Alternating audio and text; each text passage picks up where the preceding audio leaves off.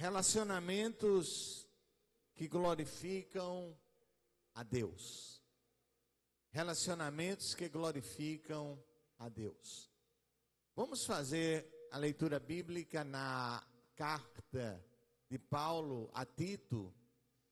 Vamos ler inicialmente do verso 1 ao 8. Versos 1 ao 8. Vamos fazer essa leitura. Admoesta-os a que se sujeitem aos principados e autoridades, que lhes obedeçam e estejam preparados para toda boa obra. Que a ninguém infamem, nem sejam contenciosos, mas modestos, mostrando toda a mansidão para com todos os homens. Porque também nós éramos noutro tempo insensatos, desobedientes, extraviados, servindo a várias concupiscências e deleites, vivendo em malícia e inveja, odiosos, odiando-nos uns aos outros.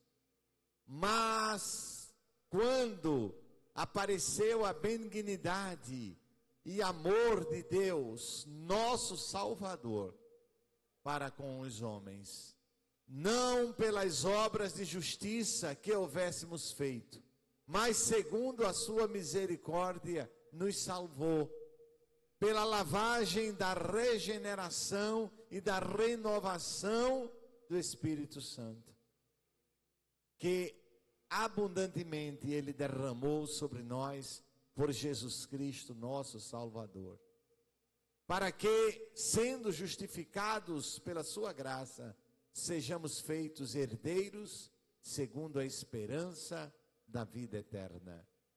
Fiel é a palavra, e isto quero que deveras afirmes, para que os que creem em Deus procurem aplicar-se às boas obras.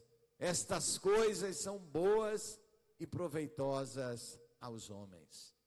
Pai, nós te agradecemos, em nome de Jesus, porque temos esta palavra para nos guiar, para nos orientar, em nome de Jesus. Amém. Deus está aqui. A sua palavra nos diz que onde 2 ou 3 estiver reunidos em seu nome, ali Ele estará. A razão de nós estarmos aqui é a presença de Deus. Quando nós nos ajuntamos, nos reunimos para adorá-lo, para reconhecê-lo como Senhor e Salvador das nossas vidas. Irmãos, um dia nós reconhecemos Jesus como Senhor e como Salvador. E esse dia mudou a nossa história, mudou a nossa trajetória. E nós temos um livro, que é um livro que deve orientar os nossos passos. O livro da vida, que é a Bíblia Sagrada. E hoje nós vamos olhar para o texto que o apóstolo Paulo escreveu ao seu filho na fé, Tito, para a igreja que estava na cidade de Creta, igreja fundada pelo apóstolo Paulo em uma das suas viagens missionárias. E Paulo vai tratar com Tito, instruí-lo, para que ele instruísse a igreja que estava ali na cidade de Creta, e que vale para nós, sobre relacionamentos que glorificam a Deus. Esta carta, ela traz uma conexão entre a teologia, que é o estudo de Deus, e a doutrina, que são os ensinamentos de Deus para as nossas vidas. Ela traz ainda uma conexão entre a doutrina e o dever. Aquilo que eu sou ensinado e aquilo que eu devo fazer. entre o dever do cristão em relação à igreja. O capítulo vai tratar do cristão em relação ao mundo. Nós somos chamados por Deus para causarmos um impacto na sociedade, para causarmos um impacto onde quer que estejamos. A igreja, ela é a luz deste mundo. A igreja, ela é o sal desta terra.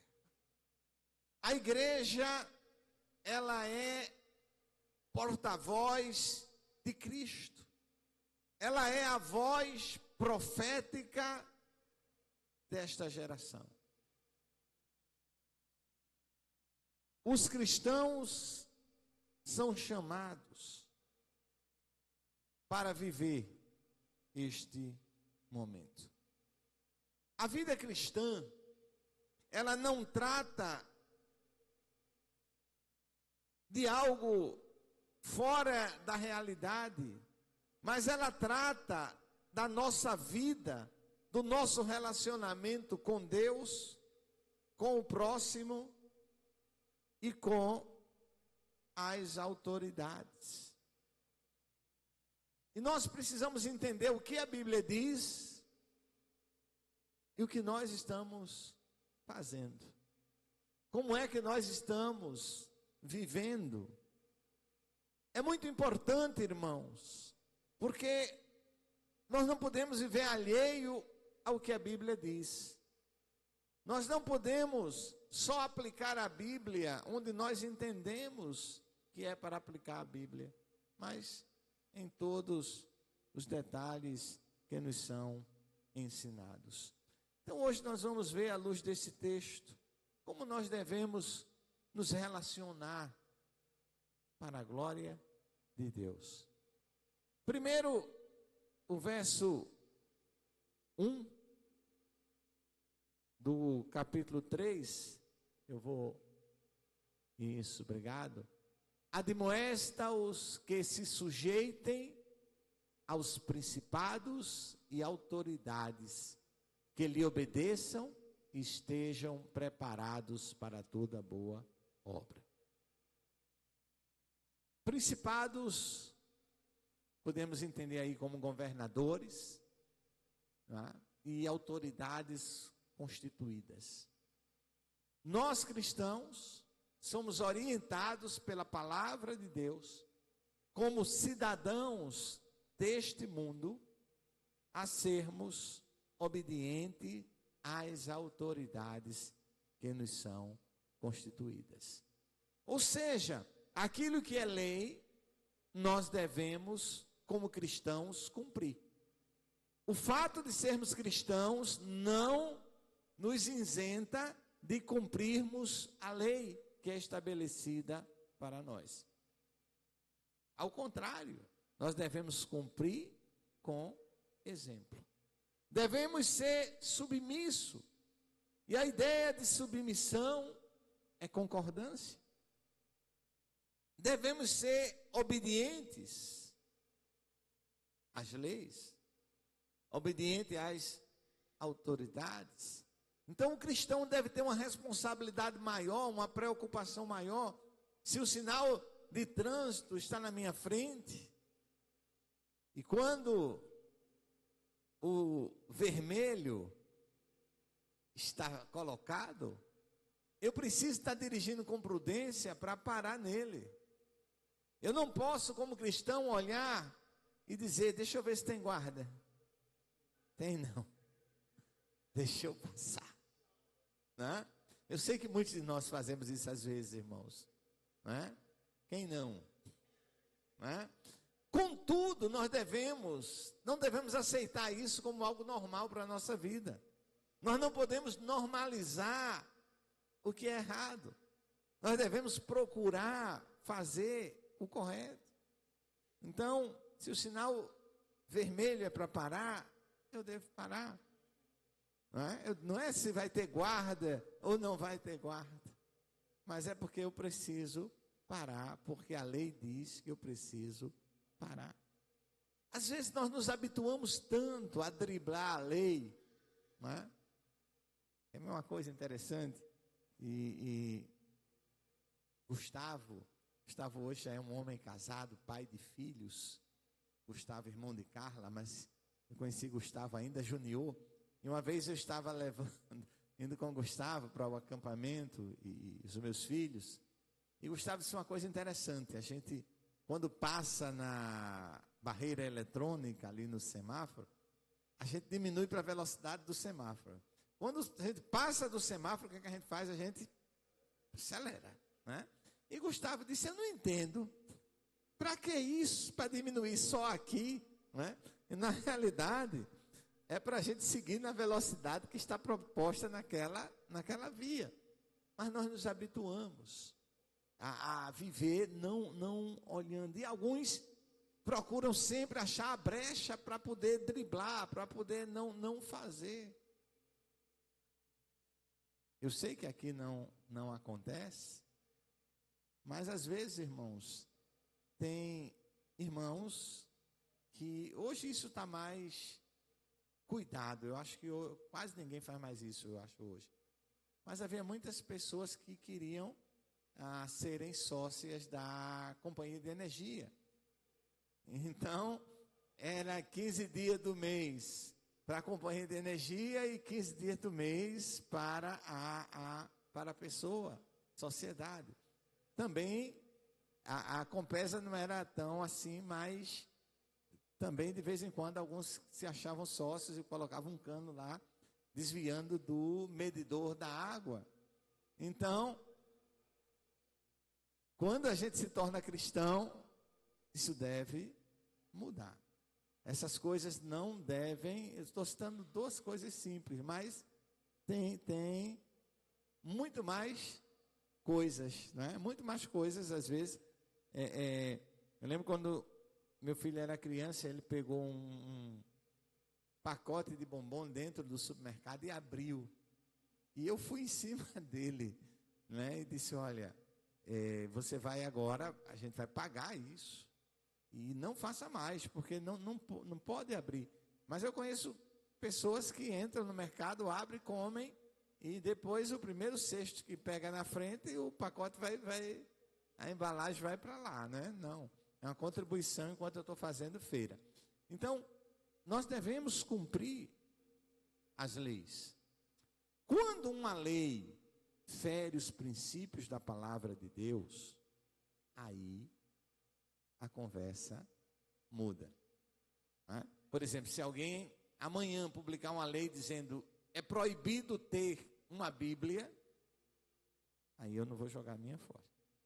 Eu vou para as penalidades da lei, né? Então, quando aquilo que a lei diz fere o princípio da palavra, aí a gente fica com a palavra. Mas aquilo que não fere o princípio da palavra, nós somos desafiados a cumprir a lei. E como crentes, nós devemos ser esse exemplo de cumprimento da lei. Devemos ser esse exemplo de cumprimento da lei. As leis, ela vem por um princípio de Deus para que tudo esteja na ordem, para contribuir para a ordem.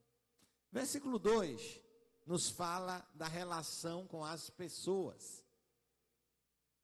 Que a ninguém infamem, nem sejam contenciosos, mas modestos, mostrando toda a mansidão para com todos os homens.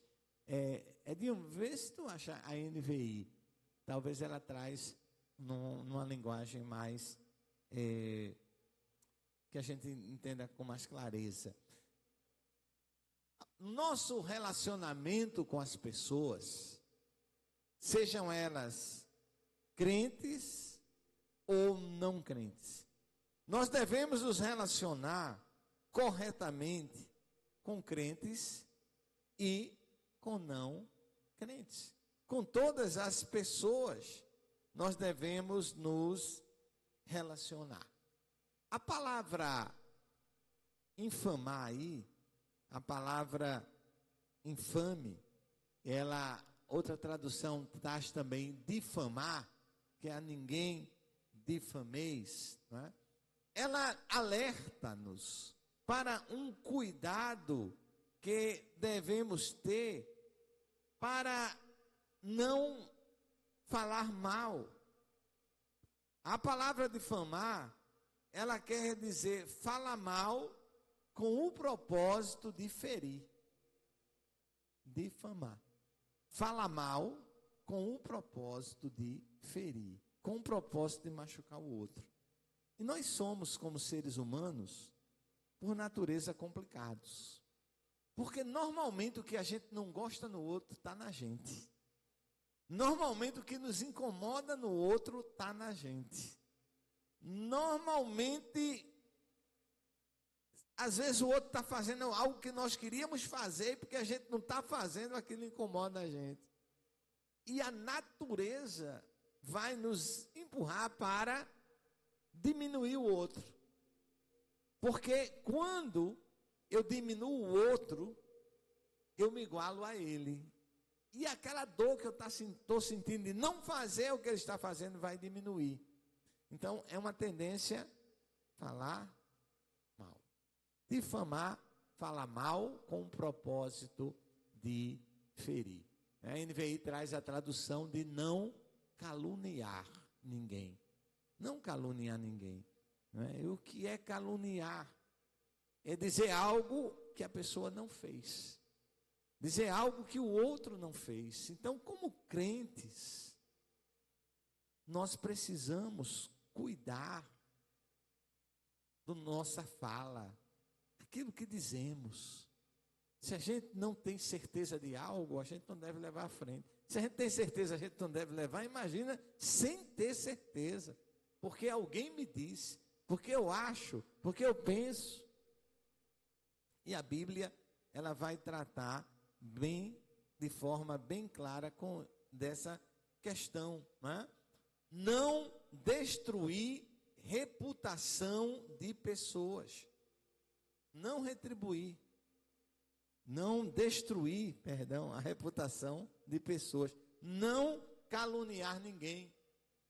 Certa igreja, o pastor saiu de férias. E quando o pastor saiu de férias, circulou uma carta no meio da igreja. Uma carta com várias cópias. E essa carta dizia uma série de coisas sobre o pastor. Que o pastor não era o que parecia ser. Que o pastor não era daquele jeito que ele tentava mostrar às pessoas. E quando o pastor chegou, estava a igreja empolvorosa.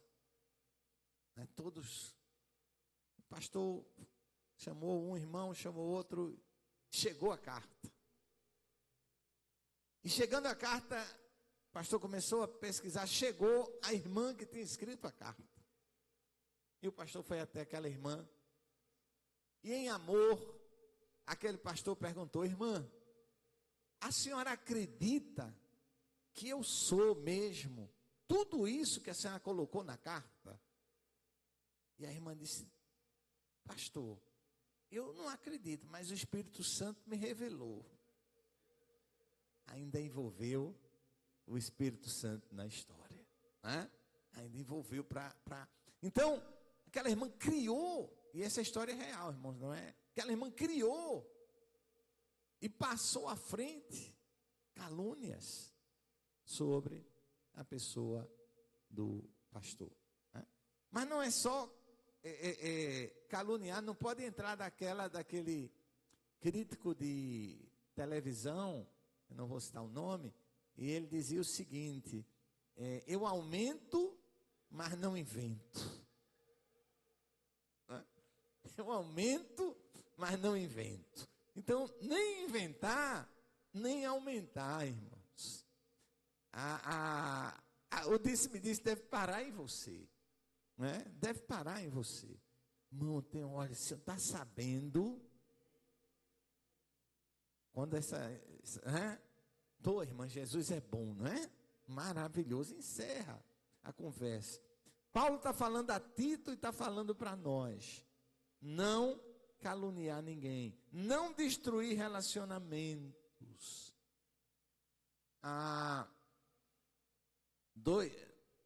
Estava lá a fila para comprar carne. E tinha lá um irmão que já era o segundo da fila. E a fila tinha umas 20 pessoas. E chegou outro irmão. E quando levantou os olhos assim para a fila, viu o irmãozinho da igreja lá na frente do segundo. E ele vai lá bem alegre. E abraçou o irmão e disse: a paz do Senhor, irmão. E ficou ali na fila, né? E aí uma pessoa que estava lá atrás saiu, foi até onde o irmão estava, bateu nele. Disse: irmão, o senhor não quer paz não, o senhor quer confusão. Porque a fila está desse tamanho. O senhor chega, passa à frente de todo mundo. E chega aqui e diz a paz do Senhor. Que paz o senhor quer? O senhor quer confusão e não paz. Não é? Então, olha as normas, olha a lei, olha os princípios que a gente precisa. Às vezes é uma coisa tão simples. Não é? Às vezes a pessoa... eu estou na fila do supermercado e é minha vez de ir para o caixa. E a pessoa chega e diz: eu posso passar na sua frente?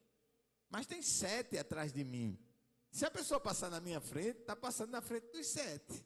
Olha, você pode passar assim na minha frente, não tem problema. Agora, peça aos 6 que estão atrás de mim aqui, se eles concordarem, da minha frente, não é? Por mim não tem problema. Às vezes a gente tem perdido essas coisas pequenas, mas que vão minando a nossa comunhão com o Senhor e o nosso testemunho para com os de fora. As pessoas eram para olhar para nós e dizer: olha, se é crente, negócio fechado. Não precisa nem assinar, porque crente é palavra.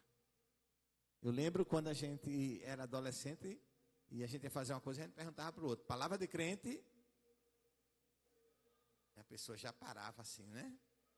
Você promete? Prometo. Ninguém tinha problema. Palavra de crente, opa.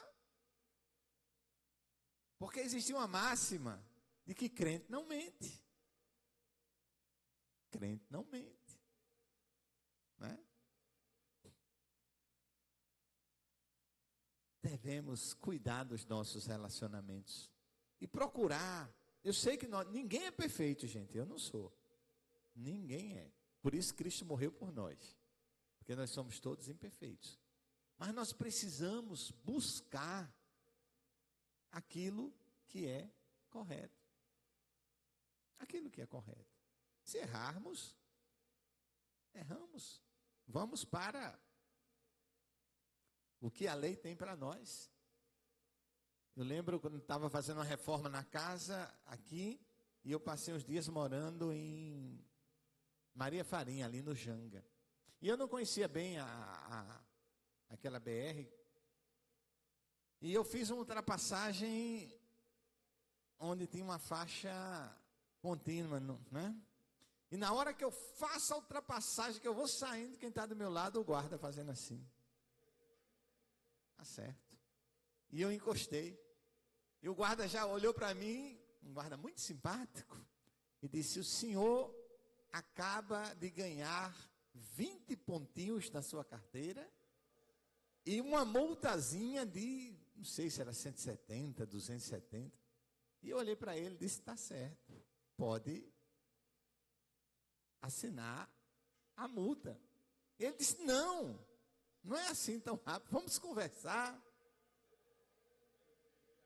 E eu disse a ele: olha, eu errei e eu preciso aprender a não errar mais. E para mim aprender a não errar mais, o senhor vai ter que assinar essa canetinha aí no talão. Pode assinar a multa, sem nenhum problema. E aí ele assinou a multa, né? Então eu errei, eu tinha que arcar com a minha, para que outra vez eu não fizesse mais. Nós não somos perfeitos, mas a gente precisa buscar. E o nosso relacionamento com Deus. O nosso relacionamento com Deus. O texto de 3-8, ele vai nos falar da nossa necessidade de salvação. ele vai falar de quem nós éramos e de quem em Cristo nós somos. Irmãos, um dos textos que eu mais gosto na Bíblia é: se alguém está em Cristo, nova criatura é. Se alguém está em Cristo, nova criatura é. Tem um texto lá de Efésios que eu gosto muito, Efésios 4, onde ele traz algumas questões, onde ele diz: aquele que furtava, não furte mais; aquele que mentia, não minta mais, não é? Não sai da vossa boca nenhuma palavra torpe. E eu me preocupava muito, quando jovem, em seguir. Pastor, e hoje não preocupa mais? Preocupa do mesmo jeito, mas eu digo, é quando a preocupação começou. Quando a preocupação começou. Quando a gente se identifica com a verdade da palavra, essa verdade deve nos mudar e nos moldar, para que o mundo veja que há diferença entre nós e eles. Não é que nós somos melhores, mas é que Cristo faz a diferença. Então, a nossa salvação, ela não está no nosso mérito. Primeiro, nós temos necessidade da salvação. Por quê?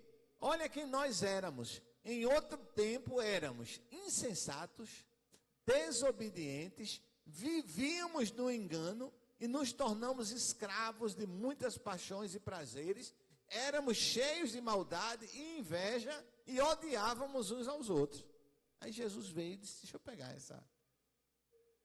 essa bênção em potencial aqui, não é? Que Jesus não vê em nós o que nós somos, mas o que nós podemos ser.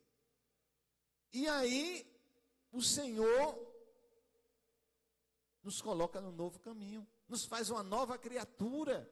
Se alguém está em Cristo, é nova criatura. Então eu não posso estar em Cristo e estar do mesmo jeito que eu era. Então, a salvação não era uma necessidade. Ela não depende de nós, porque nós éramos desobedientes, separados, e Cristo fez toda mudança. O propósito da nossa salvação é para que Deus seja glorificado na nossa vida. E como é que Deus vai ser glorificado? Só por mim andar com a Bíblia? Tinha um assaltante aqui em Pernambuco, e ele pegou uma Bíblia, e ele abriu aqui, cortou, recortou, aqui por dentro, tirou tudinho, deixou oca, só a capa de um lado, a capa do outro, e aqui dentro ele botava o revólver. E aí ele ia com a Bíblia, chegava na praça, você estava lá sentado no banco, ele sentava junto de você. Quem é que vai ter medo de alguém que está com a Bíblia na mão? Então ele sentava, abria a Bíblia, e aí tirava a arma de dentro, e dizia: isto é um assalto. Pegava sua carteira, botava a arma dentro da Bíblia, fechava e saía. Então, é importante andar com a Bíblia? Muito. Eu gosto de andar com a minha. Mas não é andar com a Bíblia que faz de mim uma nova criatura. O que vai fazer de mim uma nova criatura é o que da Bíblia está dentro de mim. É o que eu vou colocar em prática desta palavra. Essa é a diferença. E o mundo espera de mim e de você que nós possamos dar testemunho, que nós possamos glorificar ao Senhor, glorificar a Cristo. A mulher ganha o seu marido sem palavras. Não é assim que a Bíblia diz? Sem palavras. E às vezes a gente pensa que ganha falando. Ganha falando. Então, mas eu não posso, pastor, ver o que é errado e ficar calada. Mas ore, porque é sem palavras que você vai ganhar. Você vai vencer a batalha, não é falando. É com o testemunho. É com o testemunho. O testemunho faz toda a diferença. Se a esposa é crente, e ela quer ganhar o seu marido para Cristo, ela tem que ser uma nova criatura dentro de casa. Ela vai passar por desafios, por provas, mas ela precisa. Se o marido é crente e a esposa não é, meu irmão, tem que dar um testemunho de Cristo, para você ganhar, para a esposa entender que seu marido mudou. Eu lembro do marido que se converteu, e ele passou a ir para a igreja, e a esposa não ia de jeito nenhum, ele convidava, ela não ia, ele convidava, ela não ia. E um dia, quando ele ia sair, ela estava pronta, e ele disse: você vai para onde? Ela disse: eu vou para a igreja com você. E ele disse: por quê? Ela disse: porque hoje eu vou aceitar Jesus. E ele perguntou: você quer aceitar Jesus por quê? Ela disse: porque ele transformou a tua vida. Se ele transformou a tua vida, ele é real. E eu quero Jesus também. Agora imagina, um marido se converte e continua o mesmo marido, do mesmo jeito, não é? A esposa vai querer esse Jesus? Não vai, não é? O pai se converte e continua do mesmo jeito. O filho vai querer esse Jesus? Não vai. O filho se converte, passa a vir para a igreja, mas não muda nada, do mesmo jeito. Às vezes até piora, né? Então, essa é a preocupação de Paulo para com Tito e a preocupação para com você. Que seja também a nossa preocupação e que nós possamos viver relacionamentos que glorifiquem ao Senhor, em nome de Jesus.